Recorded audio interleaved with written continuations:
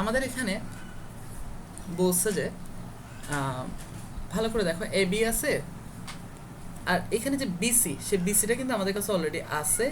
BC ওদের সাথে আর আমাদের সাথে বিসিটা মিলে যাচ্ছে, ঠিক আছে? তাহলে বিসি আছে, কিন্তু সমস্যা হচ্ছে টু বিডিকে নিয়ে।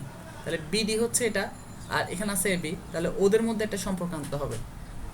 বিডি আর এবির মধ্যে একটা সম্পর্ক আনতে হবে। আমরা দেখতেছি এটা হচ্ছে ভূমি আর এটা হচ্ছে অতিভুজ। এটা হচ্ছে ভূমি আর এটা হচ্ছে অতিভুজ। যদি এটা ভূমি আর এটা যদি অতিভুজ হয়, তাহলে আমরা লিখতে পারি, দেখো এটা হচ্ছে ভূমি কেন হচ্ছে, এই যে এটা যদি আমি অ্যাঙ্গেল ধরি, এটাকে যদি আমি বলি অ্যাঙ্গেল, তাহলে এই অ্যাঙ্গেলের সাপেক্ষে ভালো করে দেখো, এই যে অ্যাঙ্গেল, এই অ্যাঙ্গেলের সাপেক্ষে থিটা কোণের বিপরীত বাহুকে বলা হয় লম্ব, বড়টাকে বলা হয় অতিভুজ, আর বাকিটাকে বলা হয় ভূমি। এবার আমি ছোটবেলা থেকে এভাবে শিখছি।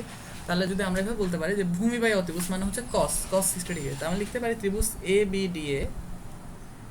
D A cos 60 degree, cos 60 degree equal to হচ্ছে কস 60 ডিগ্রি ভূমি বাই অতিভুজ। ভূমি হচ্ছে বিডি, বিডি ডিভাইড বাই অতিভুজ হচ্ছে কি এবি। তাহলে বা কস 60 ডিগ্রি মানে হচ্ছে হাফ ইকুয়াল টু হচ্ছে বিডি ডিভাইডেড বাই এবি। তাহলে বা যদি এবির সাথে 1 গুণ হয় এবি, আর এটা পাশে চলে হবে 2BD। তাহলে যেখানে 2 আর বিডি আছে, এই 2BD সমান আমরা লিখতে পারি বা sorry AC square equal to হচ্ছে AB square plus BC square. এই -2BD জায়গায় আমরা লিখতে পারি এটা বিডি, এই যে -2BD এটার জায়গায় আমি লিখতে পারি এবি, এবি ইন্টু বিসি।